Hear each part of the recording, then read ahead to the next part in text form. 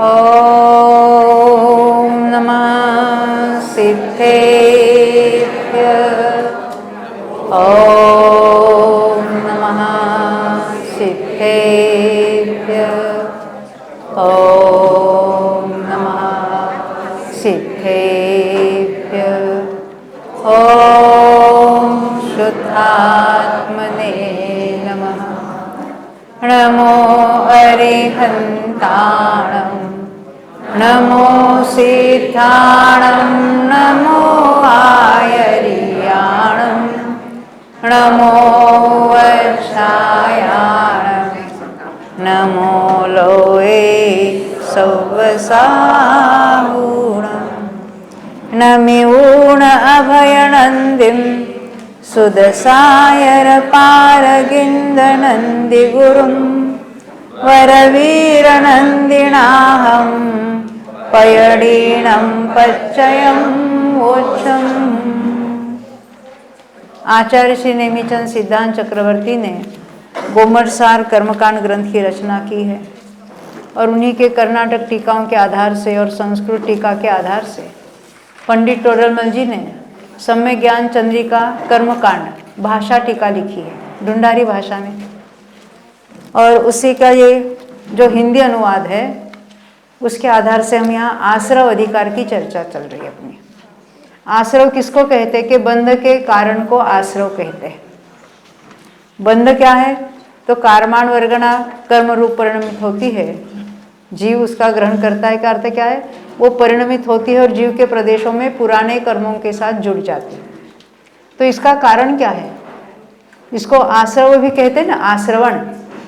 तो आश्रव का अर्थ क्या है तो हमने अभी तक क्या याद किया था कि नए कर्मों का आना वो आश्रव है। हमने आपको समय सार भी बताया, प्रवचन सार भी बताया। तो उसमें आश्रव किसको कहा है कि जो नया बंध हो रहा है, आश्रव और बद्ध दोनों आया उसमें। तो उसका जो कारण है, कौन सा कारण है तो नए आते हैं वे तो 8 कर्म आते हैं और उसके उत्तर प्रकृतियाँ कहेंगे तो 148 आते हैं। तो आने वालों को आश्रव नहीं कहा, नहीं तो उसके भेद 148 हो जाते हैं।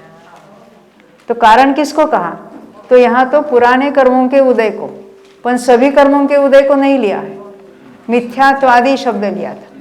तो मिथ्यात्वादी में मोहिनी के तो होते हैं, उसमें से भी दर्शन मोहिनी में एक मिथ्यात्व लेना है और फिर 25 जो कषाय कर्म है उनको लेना है। समझ में आते हैं। और कौन होगा तो योग में कौन से कर्म का निमित्त होता है उसको भी ऐड करना पड़ेगा। तो मिथ्यात्वादी में वो तो यहाँ कारमान शरीर भी लेना है, क्यों यहाँ कर्म की बात चल रही। शरीर संबंधी अगर 9 कर्म की बात होती तो हम उसको शरीर अंगोपांग वो सब ले लेते वहाँ पर। तो इसका अर्थ क्या है, मिथ्यात्वादी में वो मिथ्यात्व और 25 कषाय कर्म जो है उसका उदय है, इसको कहेंगे पुराने कर्मों का उदय, वह कारण है। उसी को आश्रव कहा, उसी को प्रत्यय कहा। प्रत्यय का अर्थ होता है कारण, और यहाँ प्रत्ययों की चर्चा है, बंध के कारणों की चर्चा चल रही है। तो बंध हो रहा है उसमें कारण क्या है तो कहते हैं 2 प्रकार के हैं, पुद्गल के परिणाम और जीव के परिणाम। पुद्गल के परिणाम को असंज्ञ आश्रव कहा। हमने समय सार की गाथा बताई थी आपको 164-65। और जीव के परिणामों को क्या कहा, संज्ञ आश्रव, वो जीव के परिणाम है। और ये दोनों ही मिलकर ये तो नए बंध का कारण है। उन्होंने कैसे कहा, समय सार में कुनकुंदाचार्य मूल गाथा में कहते हैं कि जो नया बंध हो रहा है उसको कर्म का आश्रवण कहा। वो आश्रवण का जो निमित्त है वो खरेखर आश्रव है। वो क्या है, पुद्गल के परिणाम यानी वो मिथ्यात्वादी का उदय, और जीव के परिणाम, जीव के मोह राग द्वेष के परिणाम। अभी इसी को 4 मूल आश्रव में, मूल प्रत्ययों में गिनाया है। एक है मिथ्यात्व, अविरति, कषाय और योग। ये 4 जो मूल प्रत्यय है एक कर्म बंध के कारण है। तो इस कारणों को तो ये तो मूल प्रत्यय हुए। अभी उसके भेदों की चर्चा हमने की है। मूल प्रत्यय तो 4 ही है और हरेक के उत्तर प्रत्यय, हरेक के भेद, सब डिविजन्स। तो मिथ्यात्व 5 प्रकार का है, हमने देखा था। एकांत है, विपरीत है, विनय है, अज्ञान है, तो संशय है। ये 5 प्रकार के जो मिथ्यात्व देखे हमने। और अविरति कितने प्रकार के देखे याद है ना, 12। उसमें से तो 6 जो है 5 इंद्रिय और मन संबंधी अविरत है, यानी उससे वो भी उसमें लोलुपता चल रही है उसकी। और 6 प्रकार की और अविरति वो प्राणी संबंधी, जिसको प्राणी असंयम कहेंगे। उसका अर्थ क्या है? षटकाय जीव। कौन से? 5 स्थावर काय और 1 त्रस काय। त्रस में किसको किसको लेना? द्विंद्रिय, तीन्द्रिय, चतुरिंद्रिय और पंचेंद्रिय, संज्ञा संगी सब, इन सब को मिलकर एक नाम है। कौन सा? षटकाय, सॉरी त्रसकाय। और ये 5 स्थावर और 1 त्रस मिलकर षटकाय हो गए। 6 प्रकार के काय की हिंसा से जो विरत नहीं हुआ है, उसमें प्रवृत्ति जिसकी चलती रहती है, उसको क्या कहेंगे? अविरत। तो ये 12 प्रकार की अविरति है। तो 12 के 12 अविरति कहाँ तक है? चौथे तक है ना। और फिर आगे 5वें वाले को 11 प्रकार के त्रसक से तो विरत हुआ है वो। मुनिराज को इनमें से कितनी है? 1 भी नहीं। तो मुनिराजों को अविरति बिल्कुल नहीं। तो क्या रह गया अभी मुनिराजों को? कषाय और योग। अभी कहाँ कितने होते हमने गिनाया था। तो इस तरह से वो कषाय भी हमने कितनी, टोटल कितनी गिनाई थी याद है ना? 25। अनंतानुबंधी 4, अप्रत्याख्यान 4, प्रत्याख्यान 4, संज्वलन 4। उसके बाद 9 कषाय, ये 25 हुई। और योगों के टोटल भेद कितने देखे याद है? 15। मन के 4, वचन के 4 और काय योग के 7 भेद टोटल। तो इसमें से कहाँ कितने होते हैं उसकी हमने चर्चा की है। प्रत्येक गुण स्थानों में कितने प्रत्यय होते हैं। और अपने यहाँ अभी का विषय क्या रहा था? विच्छित्ति की बात चलेगी। विच्छित्ति का अर्थ है उस गुण स्थान में है, आगे नहीं है। अभी किसी ने कोई इसका प्रश्न पूछा है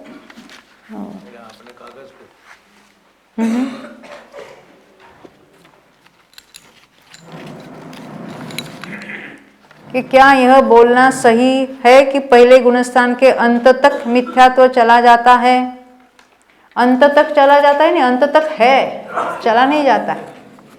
आप कहेंगे पहले गुणस्थान के अंत तक है, दूसरे में, अरे पण दूसरे पहले से कोई जीव दूसरे में जाता ही नहीं है। दूसरे गुणस्थान से पहले गुणस्थान में आता है गिरकर, फिर भी उसकी विच्छुत्ति, मिथ्यात्व की विच्छुत्ति कहाँ गई? नहीं, पहले। क्यों? क्योंकि पहले से डायरेक्ट जीव जाएगा तो चौथे में जाएगा, कोई 5वें में जाएगा, कोई ऊपर चला जाएगा 7वें में, कोई 3रे में भी जा सकता है। पर वहाँ कहीं पर भी मिथ्यात्व नहीं है। पहले से दूसरे में नहीं जाता है, दूसरे से गिरकर पहले में आता है, फिर भी मिथ्यात्व की उदय की विच्छुत्ति ने, प्रत्यय की विच्छुत्ति कहाँ कहेंगे? पहले में ही कहेंगे। यानी हमारी ओर से कोई ऐसा बोलना सही है कि नहीं, मैंने पहले ही बताया था, जो शास्त्र की, जो करना योग की जो भाषा है, उसमें अपने मन से कोई चेंज नहीं करना है। ये मैं और से करने से, है नहीं है कहने से वो उसका अर्थ बदल जाता है। क्योंकि उसके जब तक हमको डिटेल्स मालूम नहीं है तो उसमें क्या दोष आता है वो उसका पता भी नहीं चलता है। हम कहते सरल सरल मत करो, सरल समझने की कोशिश करो उसको। हाँ, सरल करने के चक्कर में उसको अर्थ का अनर्थ हो सकता है कहीं पर भी। हाँ, अहेतुवाद आगम, इसमें कोई हेतु नहीं चलता, तुम्हारे तर्क उसमें काम नहीं आते। मेरू पर्वत इतने ही योजन ऊंचाई का क्यों है? कितना है? 1,40,000 योजन। थोड़ा 1 सेंटीमीटर क्यों नहीं कम होता है? तो ये अपनी बुद्धि वहाँ तर्क में मत लगाना। तर्क जो चलना है परीक्षा पूर्वक, सबसे पहले सच्चे देव, सच्चे गुरु, सच्चे शास्त्र का निर्णय करो, वहाँ तर्क लगाओ बहुत सारे, और तर्क से ही उसको परीक्षा करके ही उसका निर्णय करके उसको समझना चाहिए, उस पर श्रद्धा करनी चाहिए। ये बात हमको लेना है, समझ में? वहाँ बिल्कुल परीक्षा पूर्वक निर्णय होना चाहिए। जब तक परीक्षा नहीं होती है ऐसा ही है, ऐसा जब तक निर्णय नहीं है तब तक सम्यक दर्शन का भी चांस नहीं है। अभी गुरुदेव के प्रवचन में सुना ना, वो मिथ्या ज्ञान के 3 लक्षण बताए, उसमें क्या क्या दोष होते हैं? संशय है, विपर्य है और अनध्यवसाय, निर्धार नहीं होना। ये क्या है? ये सब मिथ्या ज्ञान है। और ऐसे मिथ्या ज्ञान के सहित हम ध्यान में बैठ जावे कि मैं शुद्ध हूँ, मैं निर्विकल्प हूँ, ऐसा हमने 10-10 दिन ध्यान किया तो होगा कि नहीं सम्यक दर्शन?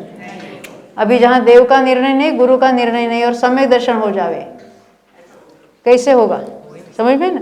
तो भले इसको भेद से व्यवहार में डालते हैं, भेद करके जानना ये वो, मगर वो जब तक पर्याय संबंधी सही ज्ञान नहीं होगा, गुणस्थान संबंधी स्थूल रूप से भी सही ज्ञान नहीं होगा, चौथे से लेकर 14वें तक प्रकट करने के पहले उसका सही स्वरूप ख्याल में आना ही चाहिए। जब तक वो ज्ञान में उस संबंधी कोई संशय भी रहे, अरे ऐसा होता होगा कि नहीं होगा, या कोई विपरीतता चलती रहे, अरे कुछ तो होता होगा, अपने से क्या मतलब है, हम तो ध्यान करके सम्यक दृष्टि हो जाएगा, नहीं होगा। वस्तु का स्वरूप ऐसा ही है, बिल्कुल उसके डंके की चोट, दूसरा कुछ नहीं हो सकता।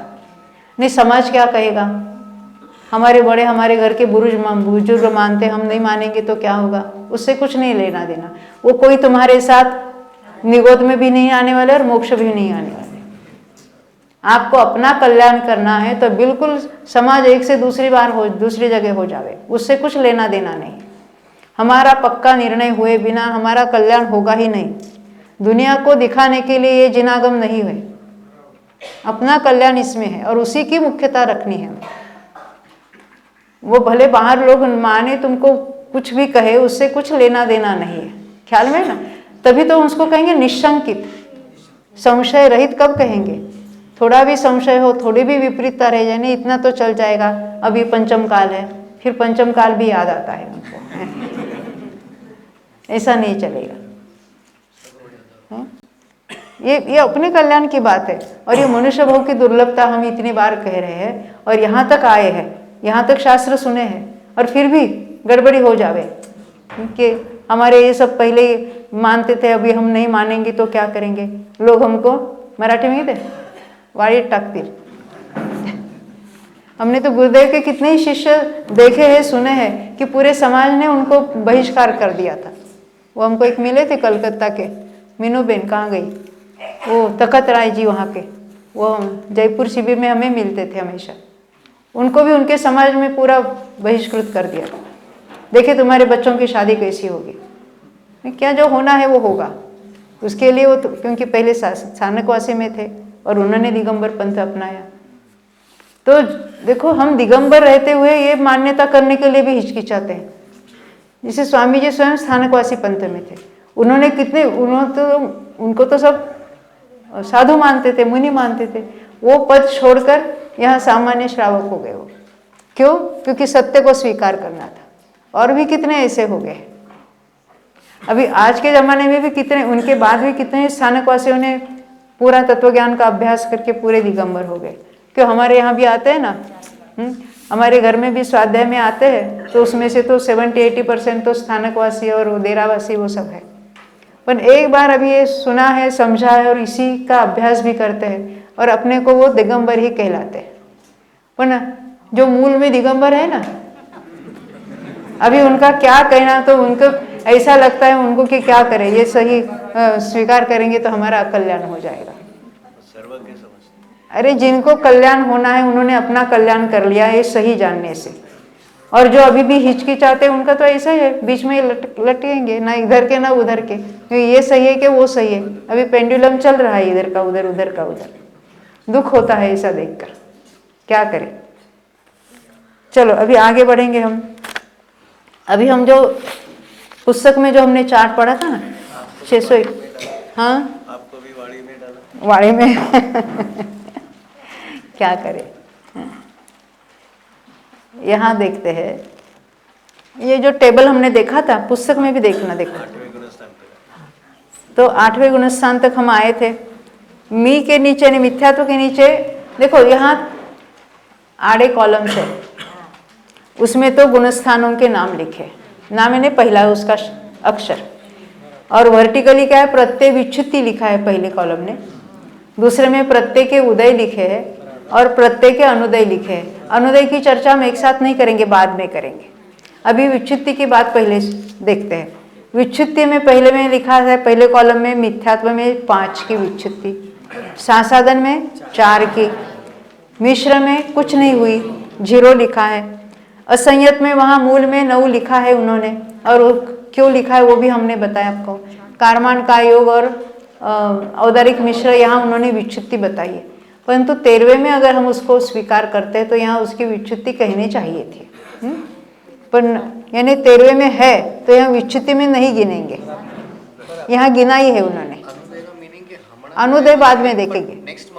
हाँ, अनुदय का अर्थ है विच्युति हुई है वो भी अनुदय में चले जाएगी, और जो आगे चलकर उदय में आने वाले हैं वो भी यहाँ पर अनुदय में चले जाएंगे। अनुदय की बात हमने नहीं उठाई, एक साथ तीनों को नहीं लेंगे, एक एक को समझेंगे। तो देश विरत में चौथे में तो 9 लिखा है उन्होंने, 9 क्यों लिखना और 7 क्यों समझना उसकी भी हमने चर्चा कर दी। देश विरत में 15 है, प्रमत्त में 2 है, अप्रमत्त में यहाँ कोई विच्युति नहीं, कोई जो यहाँ है और आगे नहीं ऐसी कोई बात नहीं है, इसलिए 0 लिखा। फिर अपूर्वकरण में 6 लिखे जो 6 नौकशा है। बाद में जो अनिवृत्तिकरण में लिखा है ना, देखो 1 1 1 1 1 1, उसके बाद एक कॉलम है वहाँ 1 लिखा है 7वीं बार, वहाँ 0 होना चाहिए। अपनी अपनी पुस्तक में करेक्शन करना, पुस्तक में 6 के बाद क्या छठवां? हाँ, यहाँ जो चार्ट भी देख लो जरा सा। हाँ, सूक्ष्म लोक की वो 10वें में चली जाती है, वो सु के नीचे 1 है। फिर से सुनना, ये सब बराबर फिर से सुनना क्या कहते हैं। अ के नीचे हम पढ़ेंगे, पुस्तक में देखना पहले। अ के नीचे कहाँ से क्या शुरुआत होता है, कौन सा अ? तीसरा अ, यानी जो बड़ा वाला कॉलम है वो तीसरे अ में देखना है आपको। तीसरे अ में क्या लिखा है? 1। 1 का अर्थ क्या है? जो वहाँ है आगे नहीं है, नपुंसक वेद। फिर दूसरा 1 का अर्थ क्या है? वहाँ है आगे नहीं है, स्त्री वेद। तीसरा 1 है वो पुरुष वेद। चौथा है वो क्रोध। 5वां है वो मान। 6ठा है वो माया। और यहाँ वहाँ लोभ है, इसलिए वहाँ 0 लिखना चाहिए था, क्योंकि आगे भी वो है ना, उसकी विच्युति नहीं हुई है। जो 7वां 1 है उसको 0 करना पुस्तक में। अभी चार्ट में यहाँ पर देखना। हाँ, नहीं, चार्ट में देख लो, यहाँ पर देखो, यहाँ 1 1 1 1 1 1, तो पुस्तक में जो कॉलम बताए उसके अनुसार यहाँ 1 0 भी होना चाहिए। किस लिए है? That represent what? यानी वहाँ विच्युति नहीं हुई, लोभ है वो चल रहा है, लोभ की विच्युति नहीं हुई यहाँ पर, इसलिए 0 लिखा। पर लोभ का उदय है ना वहाँ पर, यानी 10 के उदय तक आ गए ना, प्रत्यय कितने रह गए? 10। तो देखो 6 बार जो 1 1 लिखा ना, जहाँ 16 है वहाँ 1 की विच्युति हुई, जहाँ 15 है वहाँ 1 की विच्युति हुई, जहाँ 14 है वहाँ 1 की हुई, जहाँ 13 है वहाँ 1 की हुई, जहाँ 12 है वहाँ 1 की हुई, जहाँ 11 है वहाँ 1 की विच्युति हुई। पर 11 की विच्युति होने पर 10 का एक सत्व स्थान यानी उसका उदय प्रत्यय हो गए ना वहाँ। 90 के अंत में कितने प्रत्यय रहे? 1 बादर लोभ और 9 योग। तो वो कॉलम बनाया था उन्होंने टेबल में, वो बराबर है, परंतु उसके ऊपर 1 लिखा था, उनको शायद बादर लोभ कहना होगा, पर बादर लोभ को हम अलग से गिनते नहीं है, इसलिए वहाँ पुस्तक में आप 0 कर देना। और नीचे 10 और 47 लिखा है, उसकी चर्चा हम बाद में करेंगे। अब आगे बढ़ेंगे ना।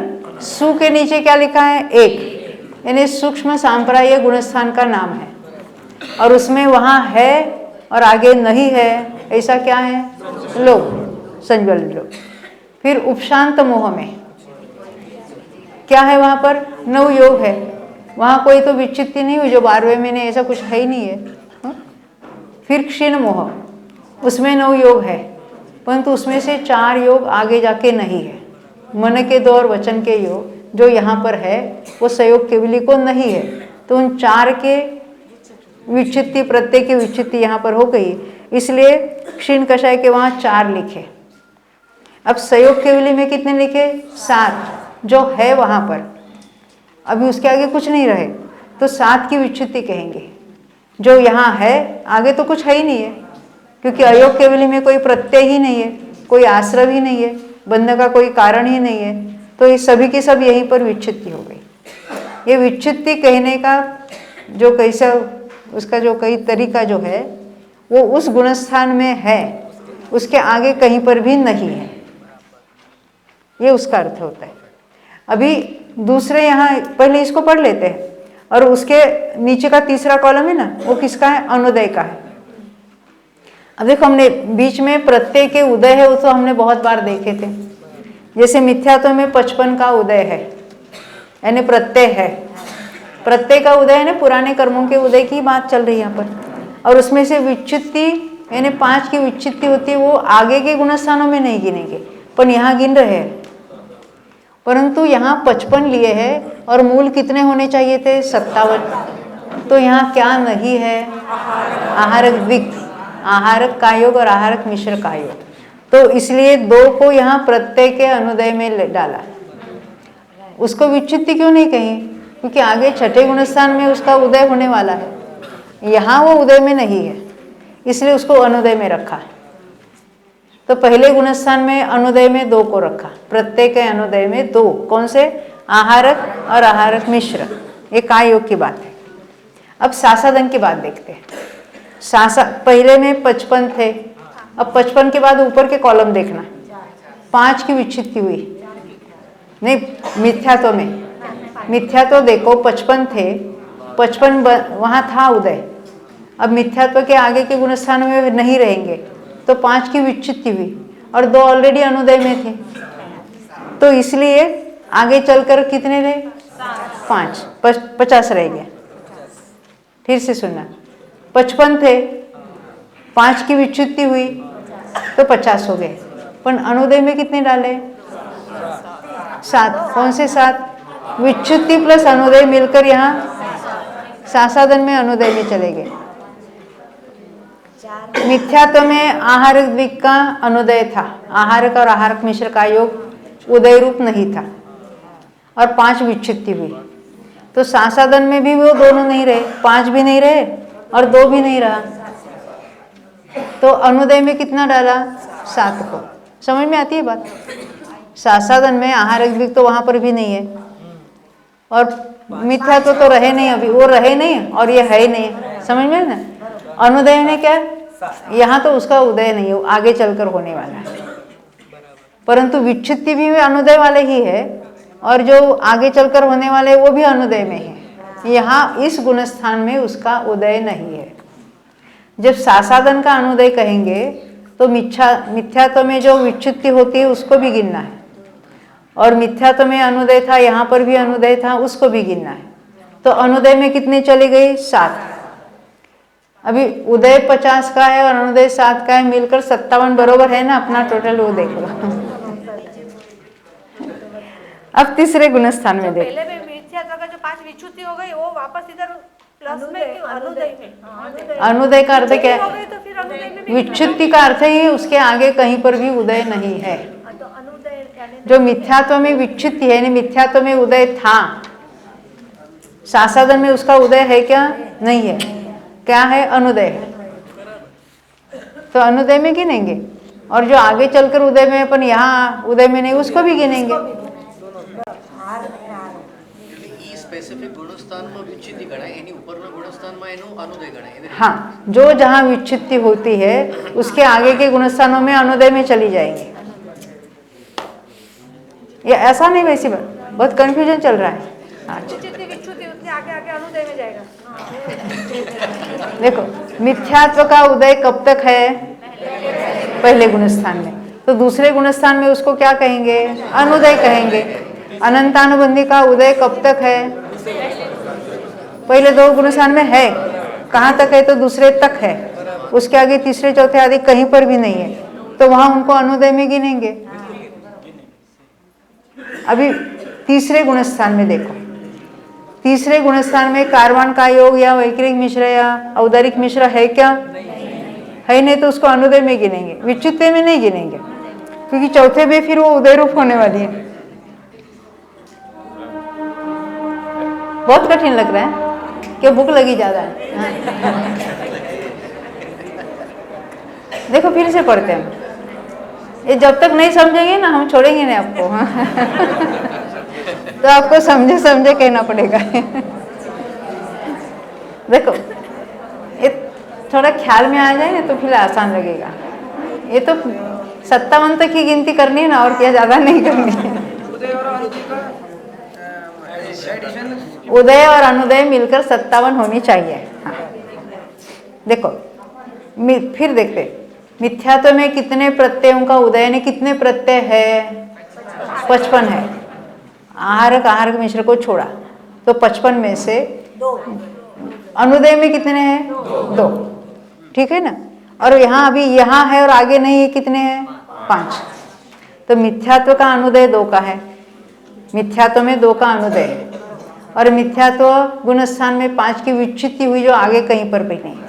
अब हम सासाधन की जब चर्चा करेंगे तो मिथ्यात्व में 55 थे, 2 अनुदय रूप थे, वो 2 अनुदय रूप सासाधन में भी रहे, और जो मिथ्यात्व में थे और वहाँ नहीं अभी नहीं रहे वो 5, ये 2 और वो 5 मिलकर यहाँ सासाधन में 7 अनुदय हो गए। टोटल हमारे 57 है, उदय 50 का है। ख्याल में। अब तीसरे की बात करते हैं। तीसरे गुणस्थान में अभी यहाँ देखो अनुदय में 7 थे और दूसरे गुणस्थान में 4 की विच्छित्ति हुई। 7 और 4 मिलकर कितने होने चाहिए थे? 11। पर वहाँ कारमान का योग, औदारिक मिश्र और वैक्रिक मिश्र ये भी अनुदय में चले गए। तीसरे में जरा अटपटा है क्योंकि चौथे में फिर उसको ऐड करना है हमको। तो तीसरे गुणस्थान, क्योंकि तीसरे गुणस्थान में मरण नहीं है, मरण नहीं है इसलिए वो तीसरे गुणस्थान के साथ कारमान में चले जाएं, मिश्र में चले जाए, ऐसा होता नहीं है। तो दूसरे गुणस्थान में अनुदय रूप कितने थे?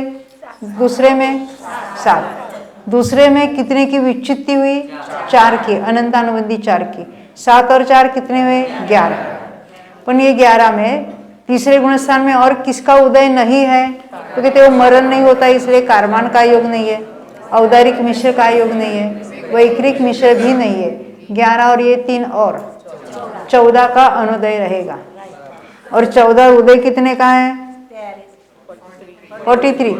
मिलकर अपना हिसाब बराबर है ना, अपना कोई चला नहीं जावे आश्रम में।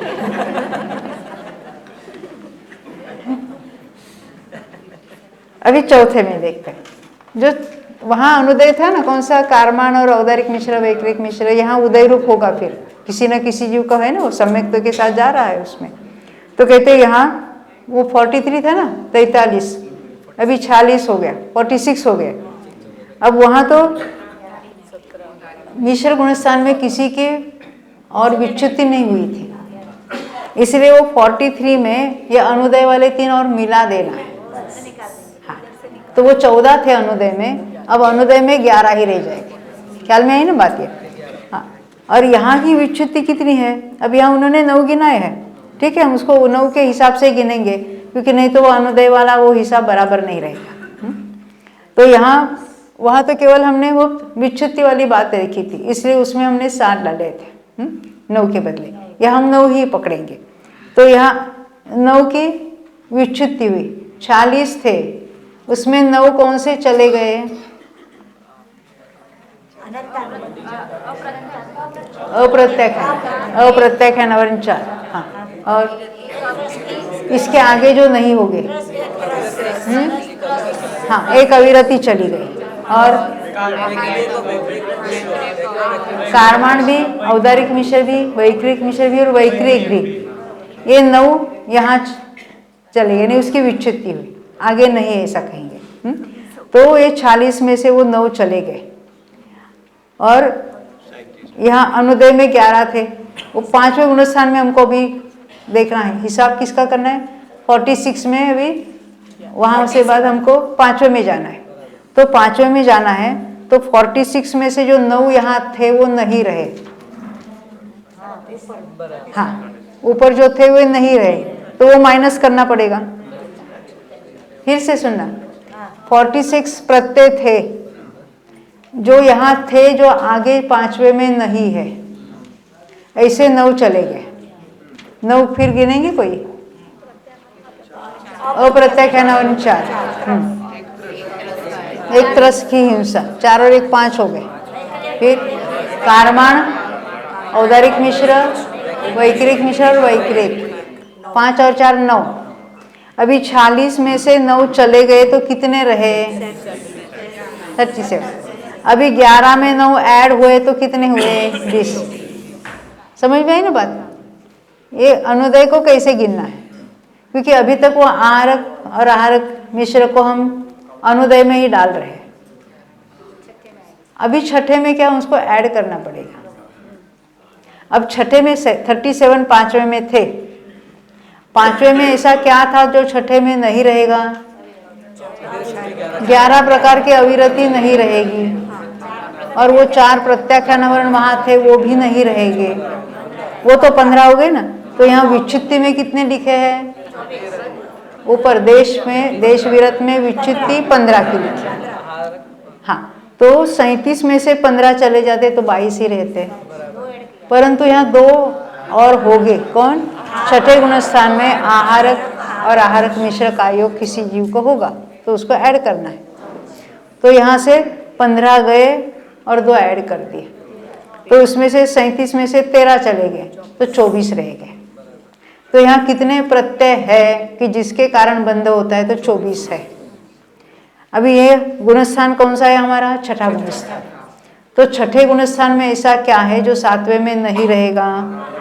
अभी आहारक द्विक, तो उसको अभी विच्छित्ति में अब डालेंगे। पहले 5 गुणस्थानों में हमने उसको अनुदय में रखा था, अभी यहाँ उदय हुआ है, आगे के किसी गुणस्थान में उसका उदय नहीं है, तो इसको यहीं पर डालेंगे। ये हमने जो आहारक शरीर की जब सिद्धांत प्रवेशिका में वो परिभाषा याद की, छठे गुणस्थानवर्ती मुनि को ऐसा ऐसा ऐसा, यानी ये योग कहाँ पर है? मात्र छठे में। आहारक वृद्धिधारी क्यों कहते? क्योंकि उन्होंने आहारक शरीर और आहारक अंगोपांग का बंध किया है। ऐसे जीवों को, और ऐसे जीवों को जिसको वृद्धि है वो सभी उसको आहारक शरीर नहीं बनाएंगे।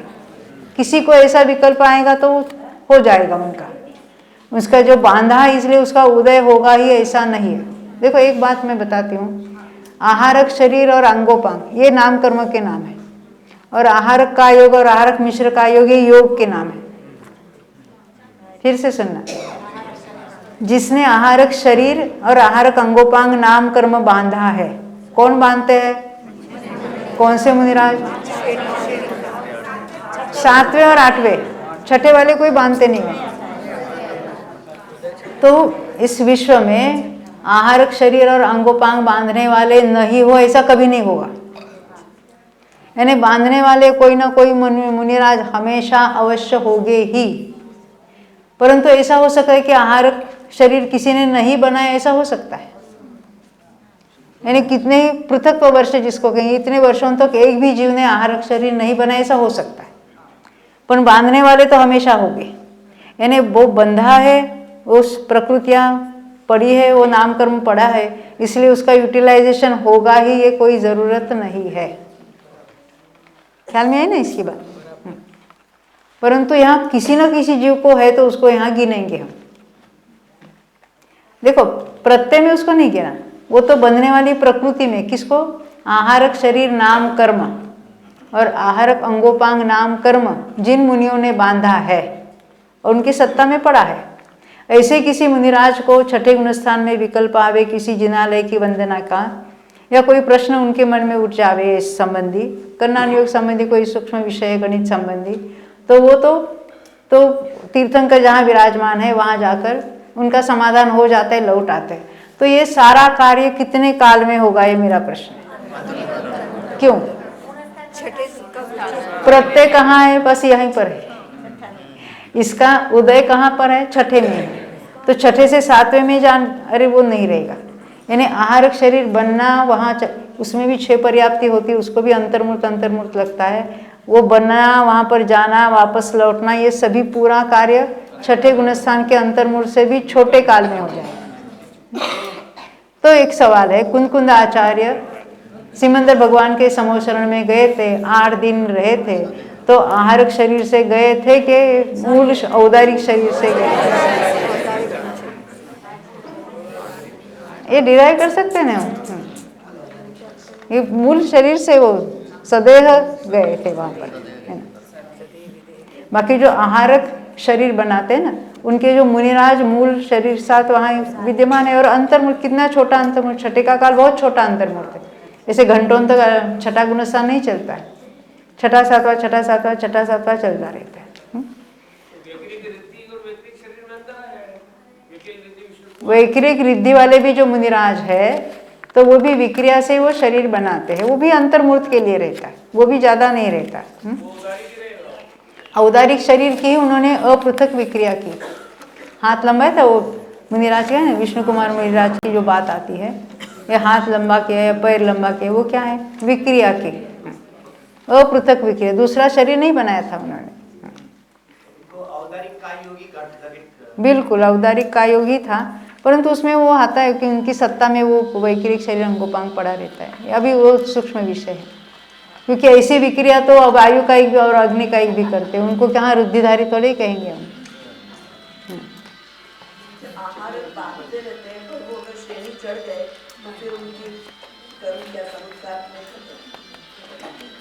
कोई कर्म समुद्घात में खत्म नहीं होता। 13वें गुणस्थान में कितने कर्मों का क्षय होता है?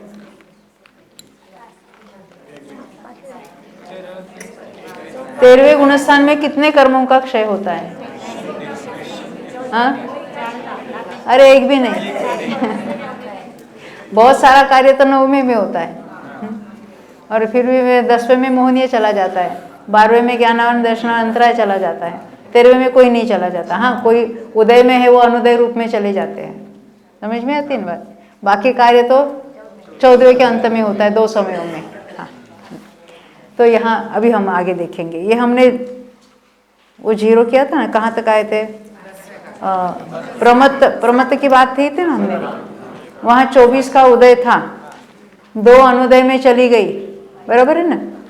अभी पहले 15 थी, देखो 5वें गुणस्थान की बात देखो, 5वें के पहले देखो 37 थे ना, और उसमें से 15 चली गई और 2 आई थी, तो वहाँ प्रमत्त में अनुदय में कितनी है? 33, ये अनुदय में चली गई पूरी।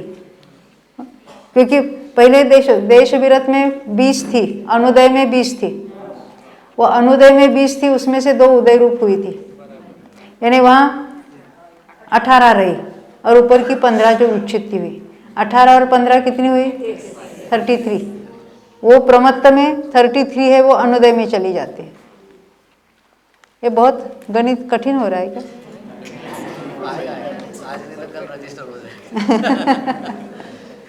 स्कूल में पढ़ा नहीं था ना, इसलिए अभी पढ़ना पड़ेगा। तो प्रमत्त में अनुदय में कितने चले गए? 33। वहाँ हुई कितनी विच्छित्ति? 6ठे गुणस्थान में 2 की विच्छित्ति हुई, आहारक और आहारक मिश्र। तो फिर वहाँ चली गई तो अप्रमत्त में वो 33 अनुदय थी, उसमें और 2 विच्छित्ति वाली है, तो 35 अनुदय में चली जाएगी, 22 रह जाएगी। उदय कितने कह रहा? 22। अब यहाँ कोई नया कोई विच्छित्ति हुई नहीं यहाँ पर, क्योंकि जो 7वें में था वैसे 8वें में चल रहा, तो 8वें में भी 22 का 22 रहा और 35 का 35 रहा। यहाँ तक समझ में आई ना? 8वें तक समझ में बात आई। 8वें गुणस्थान में जो हास्य, रति, अरति, शोक, भय, जुगुप्सा, उदय रूप उसके अंत तक है, उसके आगे कहीं नहीं है, तो इसलिए उसको विच्छित्ति में डाला। तो ये 35 का 35 अनुदय तो रहा, क्योंकि 7वें में कोई विच्छित्ति नहीं हुई थी, तो अनुदय तो 35 रहा, पर यहाँ उदय की विच्छित्ति में कितने डाले? 6, तो 22 में से 6 चले गए, वो कितने हुए? 16 तो उदय रूप रहे, और ये 35 थे और वो 6 जो 7वें गुणस्थान में नहीं, 7वें में जो 35 अनुदय में थे वहाँ विच्छित्ति नहीं हुई, तो 35 के 35 रहे। 8वें गुणस्थान में 35 अनुदय रूप थे और 6 की विच्छित्ति हुई, वो दोनों मिलकर 9वें में अनुदय में चले जाएंगे। तो 9वें में 41 का अनुदय है, 16 का उदय है, यानी 16 प्रत्यय है, उससे बंध चल रहा है। यहाँ कौन से एक की विच्छित्ति हो जाएगी? यहाँ है और आगे नहीं है। हमने 9वें गुणस्थान में क्रम से गिने थे, पहले नपुंसक वेद, वो विच्छित्ति हुई तो वो 41 वाला 42 हो जाएगा। वहाँ 15 है, उसमें एक की विच्छित्ति हुई स्त्री वेद की, तो 42 और 1 43, वो 43 है और 14 का उदय है। वहाँ पर और एक चला गया, कौन? पुरुष हुए। फिर कितने रहे? 13 रहे। और अनुदय में 44 चले गए। यहाँ और एक की विच्युति हुई, संज्वलन क्रोध की, फिर 12 रह गए और अनुदय में गए 45। यहाँ पर और एक की विच्युति हुई, मान की, फिर क्या हुआ? 11 रह गए। वहाँ 46 तो अनुदय में है, एक की विच्युति हुई, किसकी? माया की। तो माया की विच्युति के बाद रहे कितने गए? 10। 90 के अंत में 10 रह गए, तो 10 तो रह गए। और अनुदय में कितने चले गए? 47। परंतु यहाँ विच्युति नहीं हुई, 90 के अंतिम भाग में विच्युति नहीं हुई। पुस्तक में जहाँ 1 छपा है वहाँ 0 कर दिया।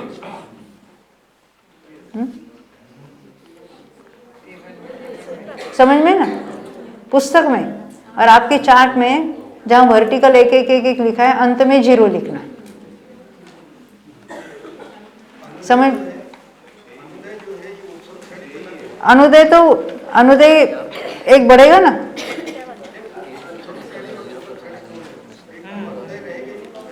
देखो, आप कहेंगे क्षपक श्रेणी या उपशम श्रेणी हो, अनुदय तो दोनों जगह समान है। उपशम श्रेणी में उसका उपशम हो रहा है इसलिए उदय नहीं है, और क्षपक श्रेणी में उसकी सत्ता ही नष्ट हुई इसलिए उदय नहीं है। दोनों जगह उदय अनुदय का प्रमाण वही रहेगा। सत्ता की बात नहीं है यहाँ, सत्ता की विच्युति की बात नहीं हो रही है। सत्ता में कौन से उसकी बात नहीं है।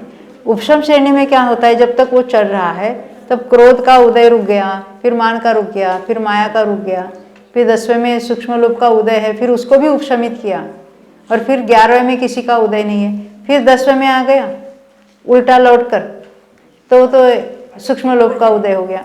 फिर और 9वें में आ गया, पहले वो लोभ का उदय हुआ, फिर माया का, इस तरह से ये उसको लेना है। यानी उदय की अनुदय की अपेक्षा दोनों श्रेणी में कोई अंतर नहीं है। अंतर कहाँ है? वो सत्ता में है या सत्ता में से नष्ट हुआ है। तो अभी हमने अनुवृत्तिकरण के लास्ट कॉलम को सुधारा है, 0, 10 और 47 से। समझ में ना? ये क्या चीज़ है, क्यों ऐसा लिखा है, बस समझना। ये कौन सी प्रकृति है, क्या है, याद नहीं रहता। हमने आपको कभी याद करने को बोला भी नहीं है। समझना है आपको कि ऐसा क्यों लिखना है, या ये शॉर्ट टेबल में लिख दिया उसका अर्थ क्या है, ये खाली नंबर ऐसे 5, 55, 2 का अर्थ क्या है। इतना तो समझता है ना कि विच्युति किसको कहेंगे, अनुदय किसको कहेंगे, वो किसकी हुई, क्या हुई, पढ़ के तो समझ में आ सकती है बात। तो ये समझना हमारा यहाँ काफ़ी है। उसके आगे याद करने की कोई टेंशन नहीं रखना है आपको। तो ये 0, 10 और 47 तक आ गए हम। आगे क्या है? सु का अर्थ है सूक्ष्म सांप्राय। तो सूक्ष्म सांप्राय में देखो, यहाँ पर भी 10 है प्रत्यय। कौन सा है? सूक्ष्म लोभ है और नवयोग है। उसमें भी विच्युति होने वाली है, यानी जो है आगे नहीं है, यानी लोभ 1 है, तो 1 को यहाँ पर विच्युति में लिया। और वहाँ पर भी 10 थे, यहाँ पर भी 10 है, तो अनुदय 47 के 47 रहे। इसके आगे के गुणस्थानों में उस 1 को ऐड करेंगे। 11वें और 12वें के लिए वो 47 थे अनुदय, एक लोभ की विच्युति हुई, मिलकर 48 अनुदय में चले जाएंगे। 11वें वाले को उपशमित है, उदय में नहीं है। 12वें वाले को उसका क्षय हो चुका है, उसका भी उदय नहीं है। तो उपशांत मोह में अभी 9 योग ही रहे, यहाँ कोई विच्युति नहीं है। और यहाँ पर अनुदय कितना है? 48 का।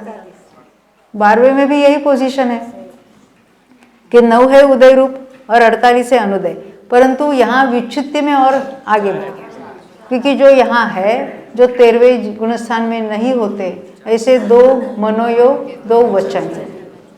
केवली के कौन से होते हैं? सत्य और अनुदय, अनुभय। और यहाँ 12वें में 4 है, सत्य भी है, असत्य भी है, उभय भी है, अनुभय भी है। उभय ने दोनों है, सत्य असत्य, और अनुभय ने दोनों भी नहीं, ना सत्य है ना असत्य है, इस तरह से।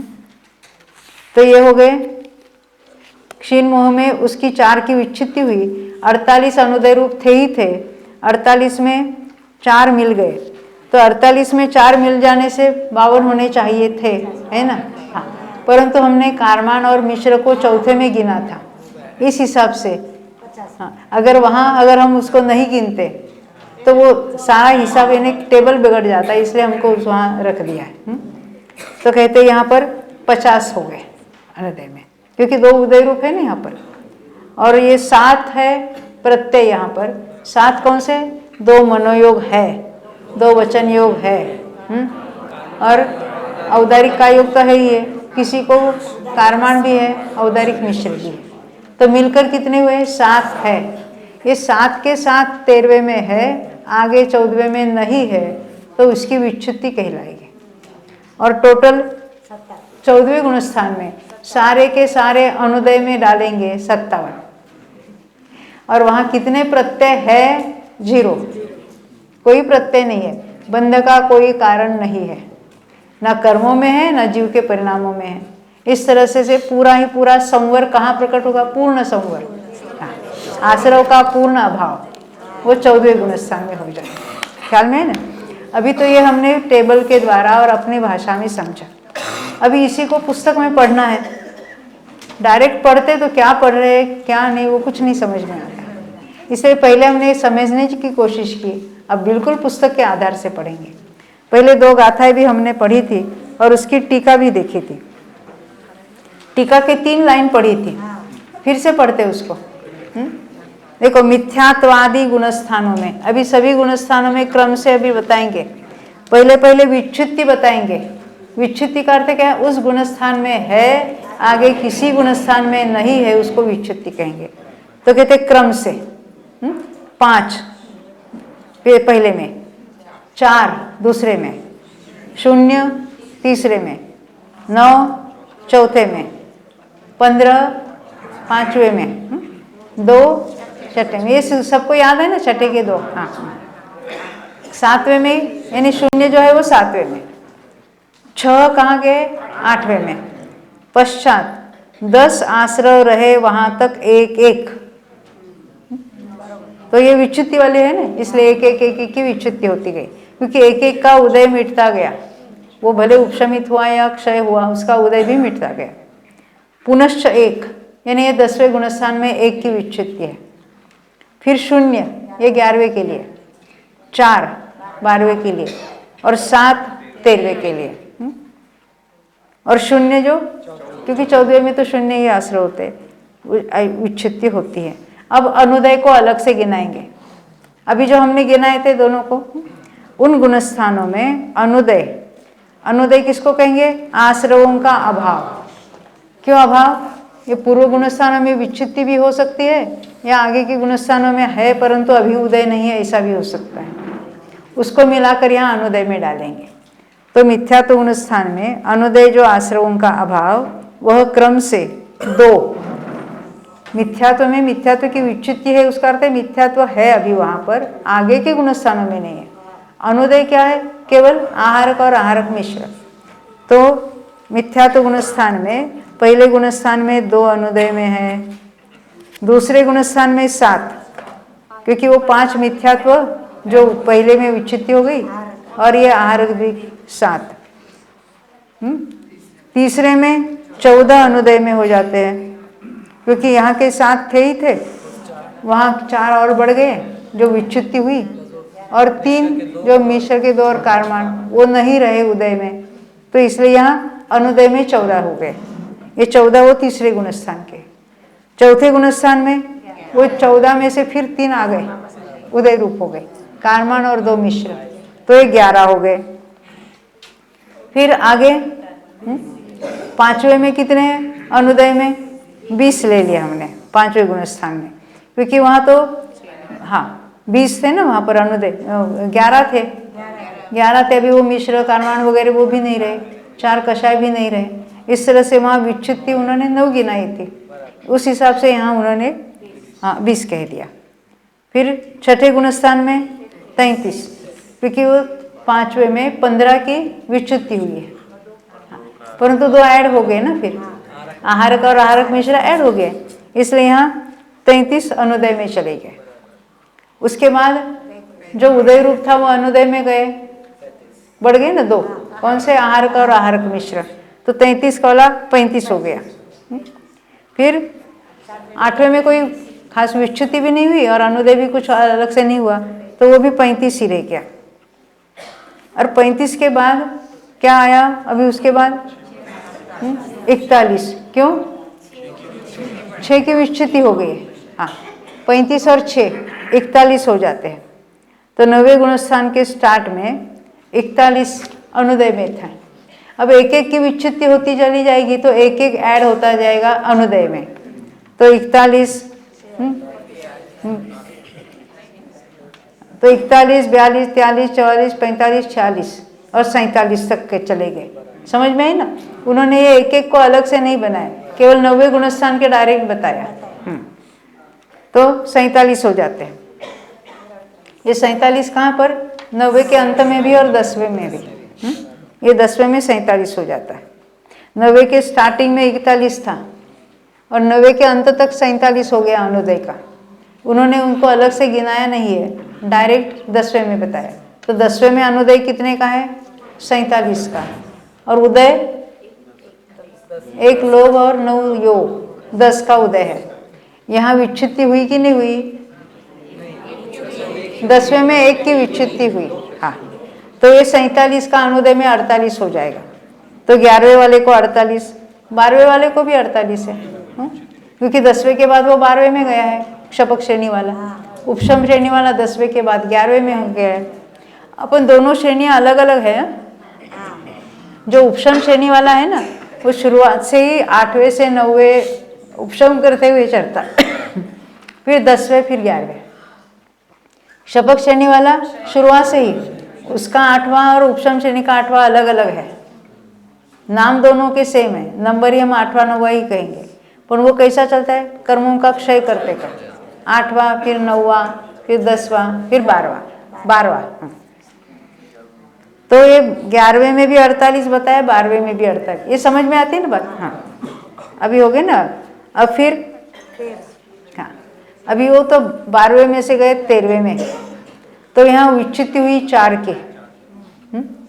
तो 48 और 4 52 कहना था, परंतु यहाँ 2 फिर उदय रूप है। कौन सा? कारमाण और औदारिक मिश्र, इसलिए इसको 50 गिना। ये 13वें में 50 लिए, और ये 13वें में 50 का अनुदय है, और वहाँ उदय है 7 का, मिलकर 27 अपना बराबर हिसाब हो गया है ना। तो यहाँ 7 के 7 है, वो अयोगी में नहीं रहे। तो अयोगी में प्रत्यय कितने? तो 0। विच्युति, अरे 0 में क्या विच्युति होगी? वो भी 0। और अनुदय पूरे का पूरा 57 के 57 अनुदय में कहलाएगा। यहाँ तक समझ में? तो ये पैराग्राफ हमने पढ़ा। अब यहाँ पूछते हैं वे विच्युति किसकी है? यहाँ तो केवल उन्होंने संख्या बताई थी, हमने उसके साथ नाम भी लिए थे। अब उनकी भाषा में पढ़ेंगे।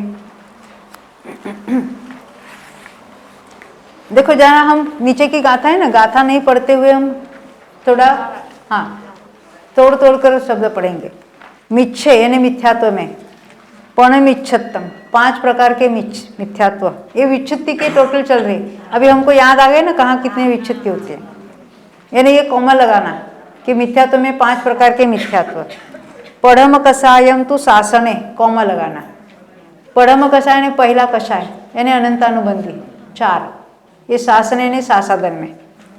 मिस्से शून्यम, मिश्र में शून्य, नीचे के लाइन में उसका लिखा है, वहाँ एक कॉमा लगाना। अविरद सम्य विधीय कषायम विगुव दुग कम्मम, यानी अविरत सम्यक्त्व में क्या क्या है? द्वितीय कषाय ने अप्रत्याख्यानावरण, और विगुव दुग ने वैक्रिक द्विक, और क्या है? और आगे है नेक्स्ट पेज पर ओराल मिस, और क्या है? तसवह नवयम, त्रसवध और औदारिक मिश्र, ये सब मिलकर कितने हुए? 9। अभी कॉमा लेना। देशम्मि अविरद एकारा, अरे तदीय कषायम पन्नर, ये सब देश विरत का है। देश विरत में अविरति के एकार ने 11। तदीय कषायम, तृतीय कषाय कौन सा है? प्रत्याख्यान, उसके 4, और पन्नर, ये सब मिलकर कितने? 15। पमत्त विरदम्मि हार दुग छेदो, प्रमत्त विरत में आहारक द्विक, हार दुगो ने आहारक द्विक, आहारक और आहारक मिश्र। सुन्नम प्रमाद रहिते, प्रमाद रहित यानी अप्रमत्त में शून्य, विच्युति की बात चल रही है, वहां कॉमा लगाना। अपूर्वे यानी अपूर्वकरण में छन नौकसायो उच्छेदो, 6 नौकसायों की विच्युति हुई, ये प्राकृत पढ़ रहे हैं हम। अनिय टिम्य कमसो एक एक कम, अनिवृत्तिकरण में क्रम से एक एक। वेद तीय कसायतियम, और क्या है, कौन से एक एक, 3 वेद और 3 कषाय, वो एक एक एक करना, वहां कॉमा लगाना लास्ट में। सु में सुमो लोभो, सूक्ष्म सांप्राय में सूक्ष्म लोभ विच्छित्ति एक की हुई, वहां कॉमा लगाना। सुन्नम वसंत गेसु, वसंत कषाय में यानी उस उपशांत मोह में शून्य, शून्य की विच्छित्ति, कॉमा लगाना। क्षीणेसु अली उभय वयण मण चऊ, क्या कहते हैं, क्षीण कषाय में यानी असत्य और अनुभय, उभय उभय, अलीय उभय वयण मण चऊ, वचन के 2 और मन के 2, कौन से 2, असत्य और उभय, ये 4 गए, यहाँ कॉमा लगाना। जोगिम्य सुण वोच्छा में, जोगी में स्वयोग केवली में, योग सहित वाले में, कि मैं बताता हूँ सुनो, इस तरह से, वो उन्होंने लास्ट में नीचे आगे बताया है।